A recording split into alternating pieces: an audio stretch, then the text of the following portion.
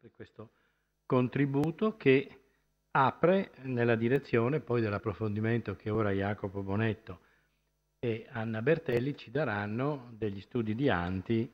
sul teatro. Passiamo dall'iconografia ispirata a scene tragiche e teatrali della tragedia al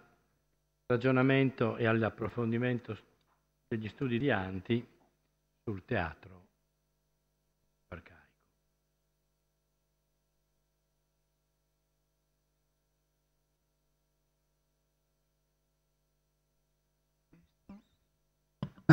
Bene, ringrazio molto gli organizzatori, l'Istituto Veneto, per aver accolto la nostra proposta di intervento. Ringrazio anche a nome della mia collaboratrice e coautrice Anna Bertelli, che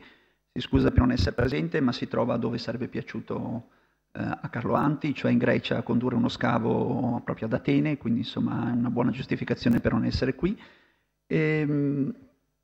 Comincio dicendo che noi ci siamo decisi ad occuparci, diciamo, di una cosa molto specifica riguardo alla produzione di Carlo Anti,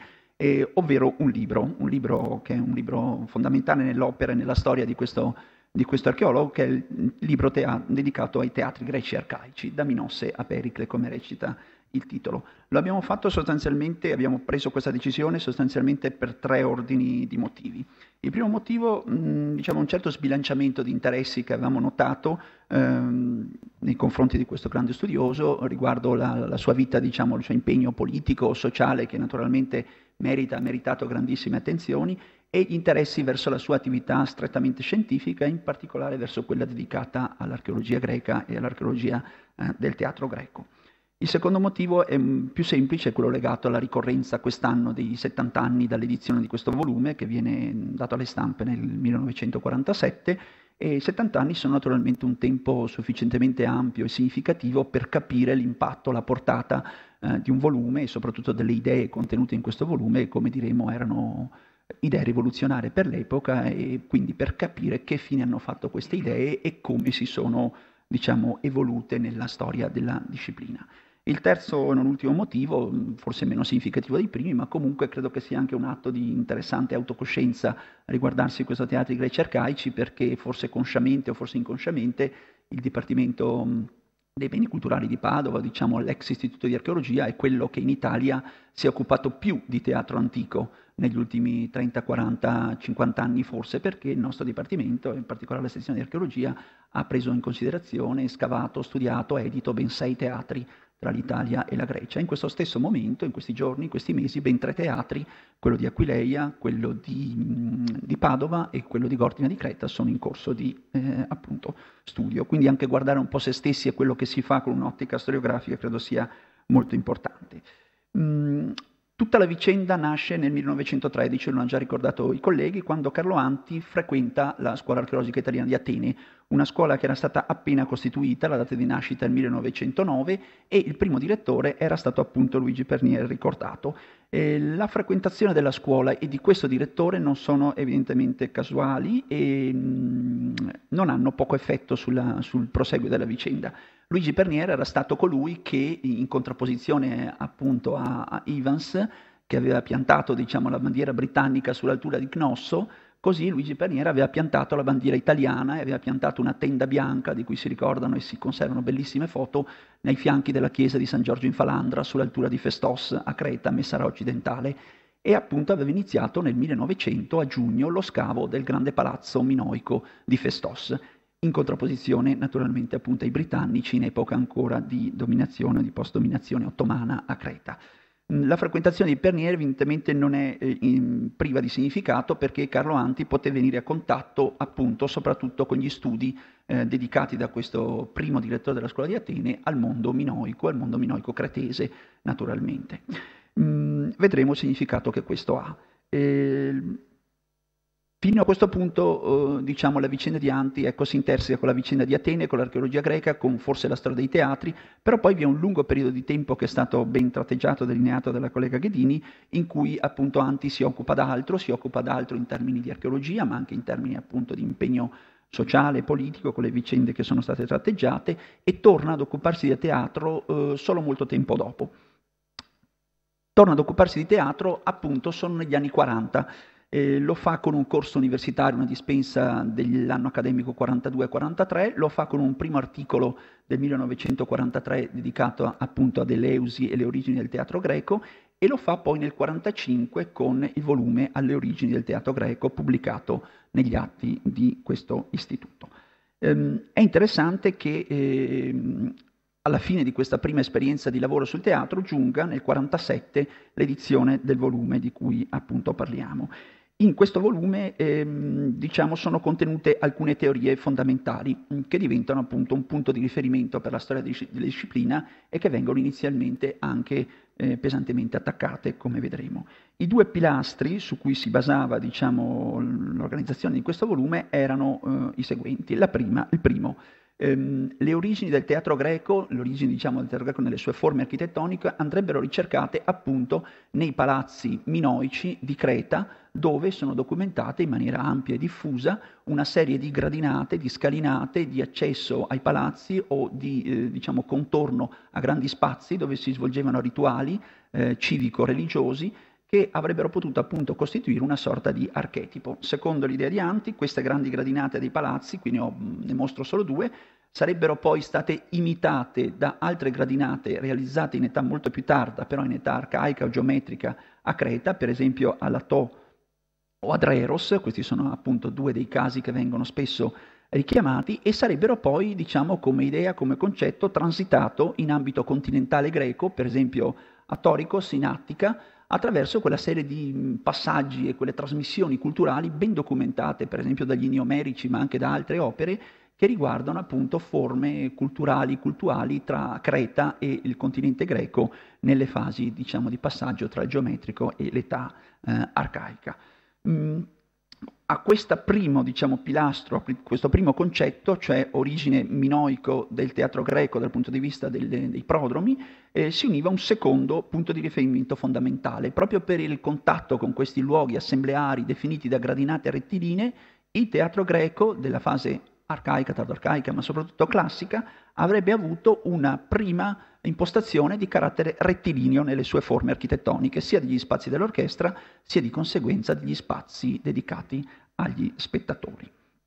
Questo è un esempio della ricostruzione che fa Carlo Anti del teatro di Atene, dedicato naturalmente a Dioniso. Questi studi e questi risultati a cui perviene Anti si basano sulle ricerche condotte direttamente a Siracusa, in parte a Catania da Carlo Anti, ma si basano prevalentemente sul studio del materiale edito che all'epoca era disponibile. Non va dimenticato e va citato, e su questo mi piacerebbe fare anche un approfondimento che non ho ancora fatto, che quest'idea della rettilineità del teatro, delle origini e della derivazione dal mondo minoico non era una novità assoluta, era già stata espressa in parte dal Bulle, dal Caputo, dal Pernier, dall'Arias, anche da Roland Martin nel 1942, ma in modo molto superficiale, molto cursorio, diciamo così. Mentre solo l'opera di Anti pone attenzione a questi concetti e li inquadra in un'opera compiuta, in un'opera monografica. Quello che è importante è che la teoria è, diciamo, radicalmente devastante di quella che era la storia degli studi, che si era impigrita nell'accogliere la logica di Willem Dörfeld, che aveva pensato a un'origine del teatro come spazio circolare. Questa era l'idea prevalente, questa idea veniva appunto sconvolta decisamente da quest'opera di Anti, e proprio per questo impatto forte sulla storia degli studi già esistente, l'opera di Anti riceve una quantità di attenzioni in termini di recensioni notevolissima. Non lo so se sia comune all'epoca, ma tra il 47, la data di uscita, quindi l'inizio del 48 poi, e il 1951, il libro di Anti riceve 30 recensioni.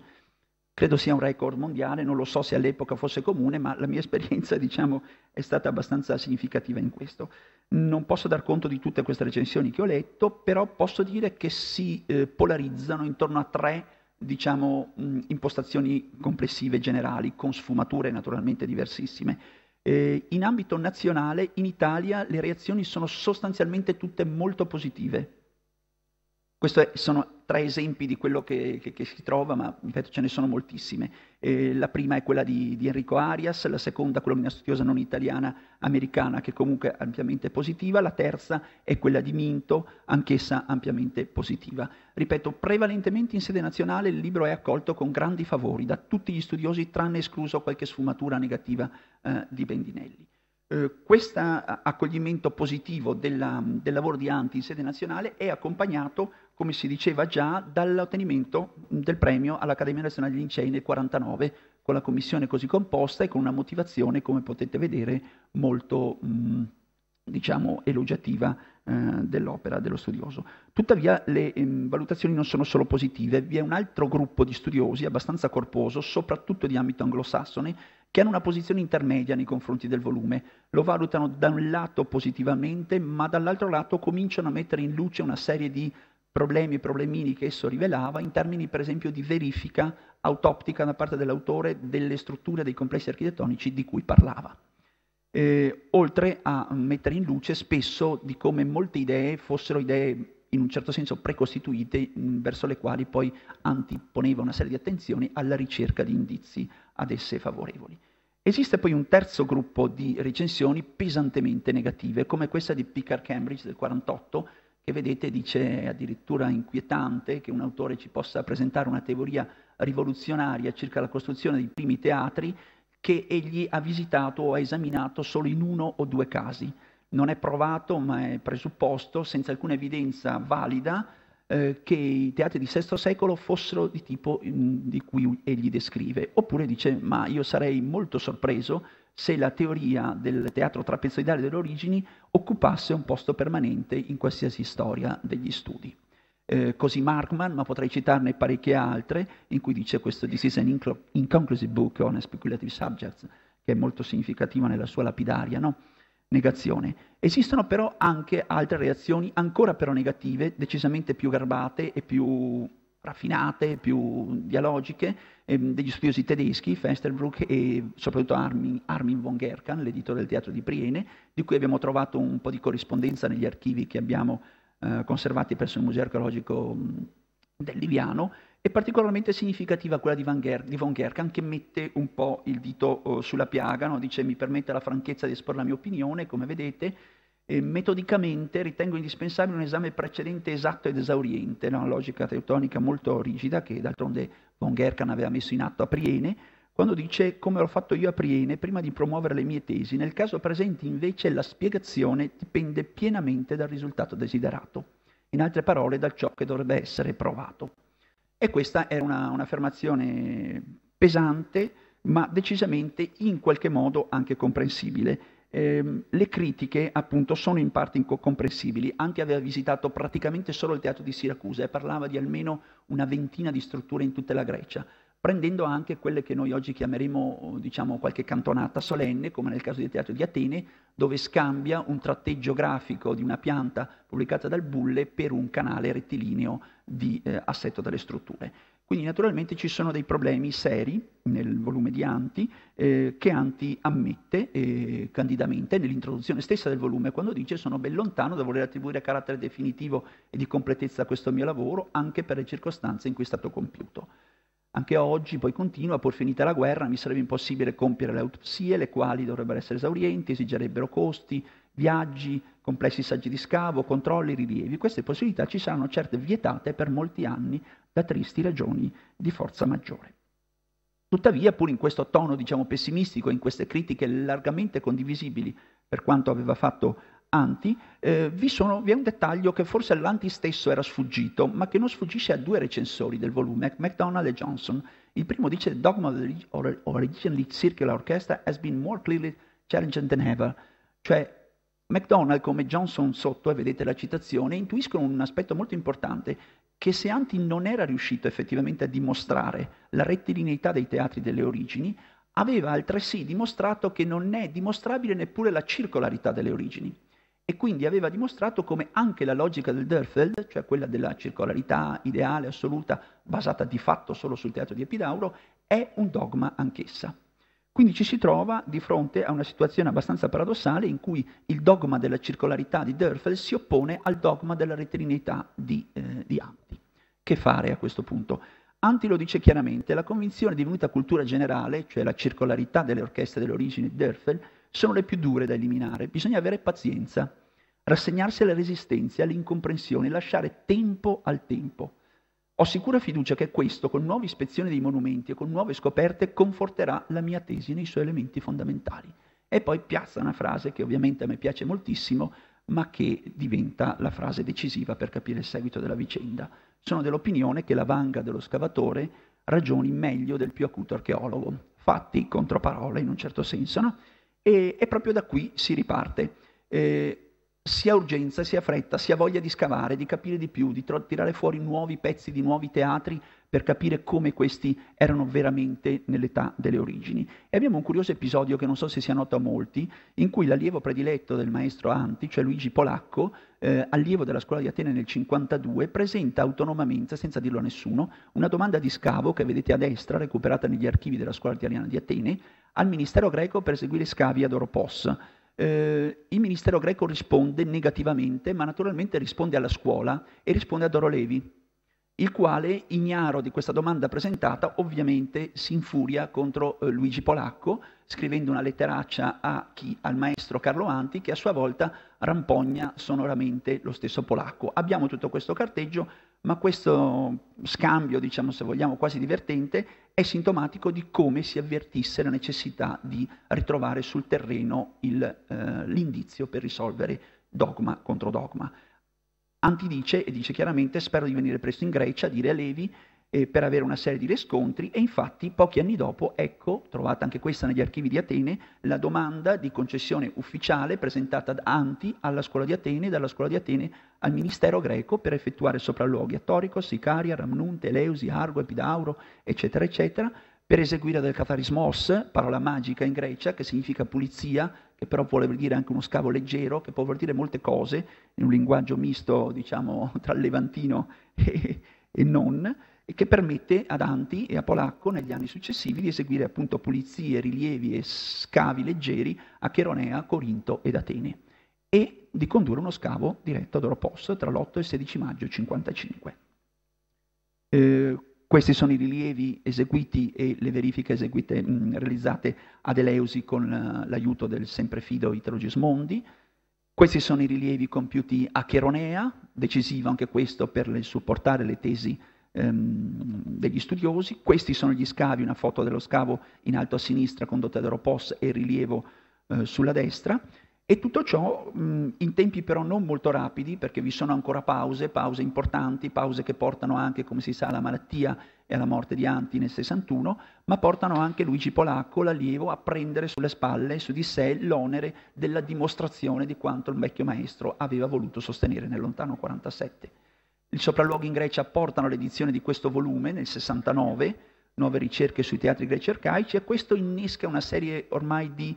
evoluzioni che dico che anticipo positive nei confronti delle teorie di Anti, e lo fa perché in questo libro, recensito abbastanza bene complessivamente, ma non forse valutato per quanto era necessario, cominciano ad apparire dei dati che la vanga dello scavatore aveva effettivamente portato alla luce, quelli di Cheronea, quelli di Oropos. Da questo momento tutti gli studiosi sono molto più guardinghi sull'ipotesi di Anti e cominciano anche ad abbozzare su di esse, a sostenerle.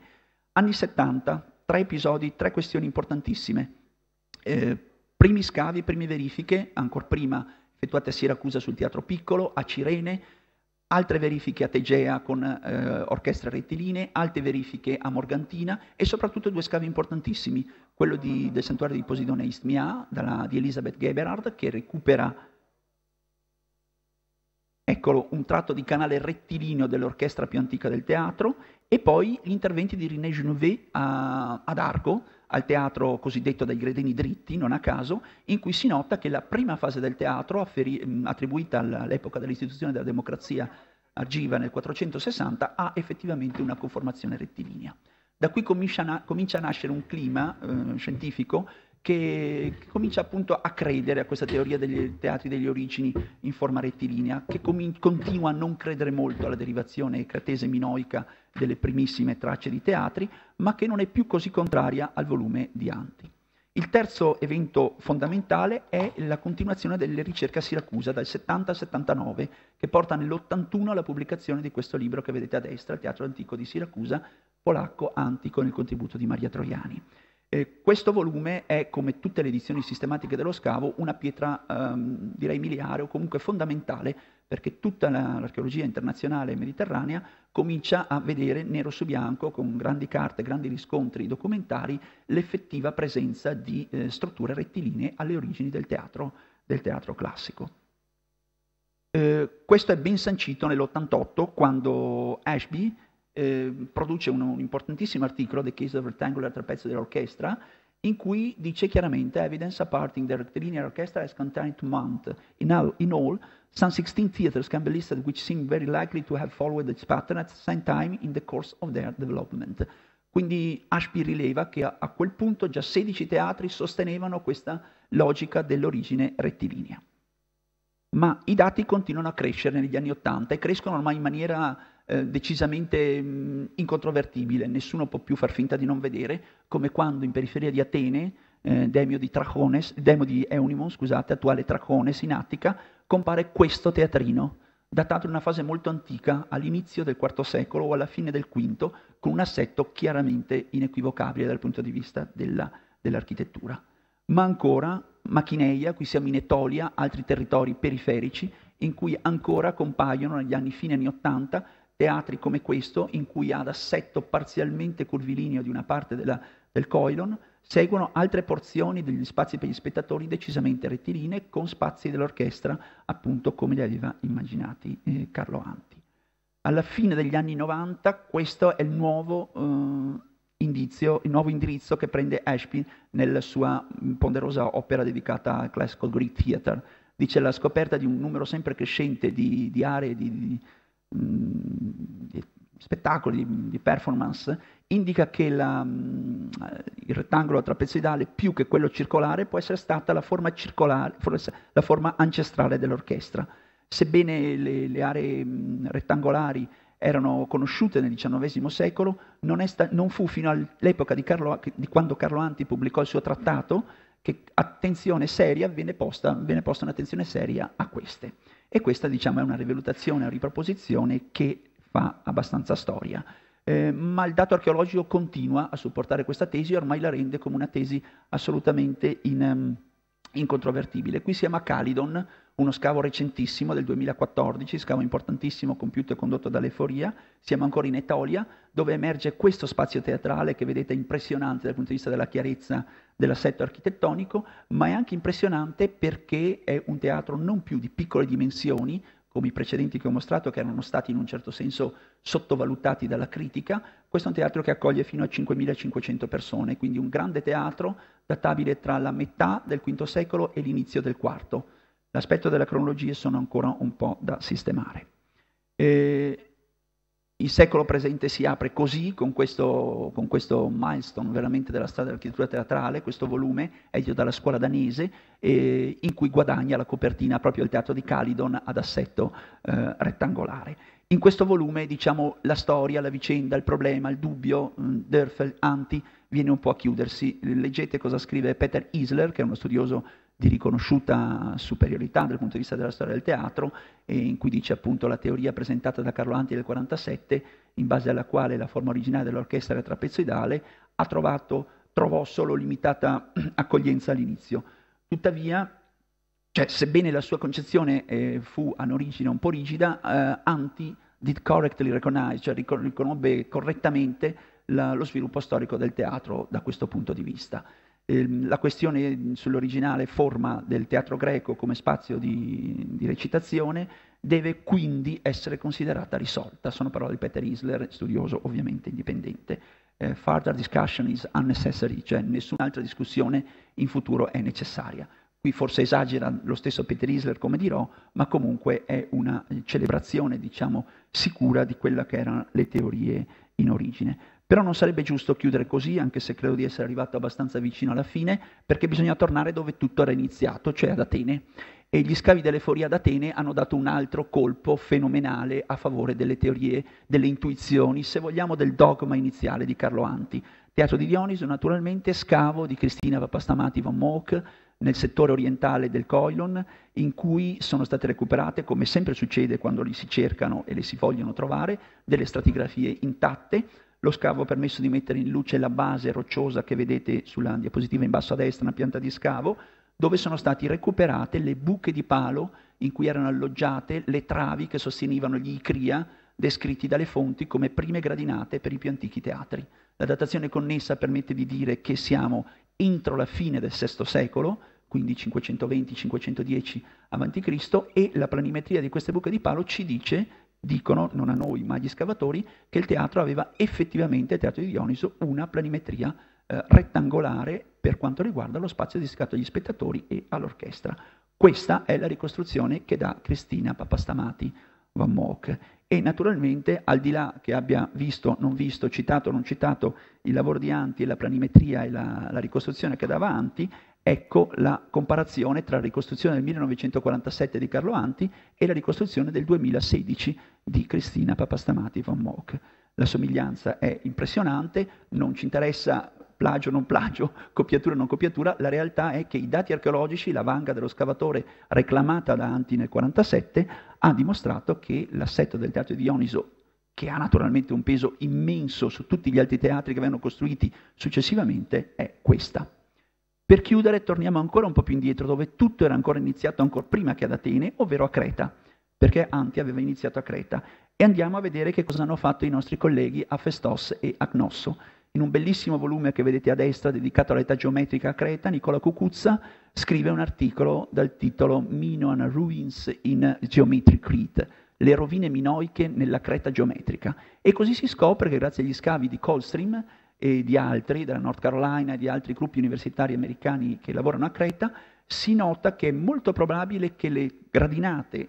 tra virgolette, teatrali dei palazzi minoici fossero ancora in uso in età arcaica, o comunque fossero sicuramente visibili in età arcaica. In quell'età arcaica in cui sicuramente ad Aeros, come hanno dimostrato i francesi, e come ad Azoria, come hanno dimostrato gli americani, o ancora come a Latò e ancora forse ad Agia Triada, vengono costruite altre gradinate rettilinee che servono per alloggiare,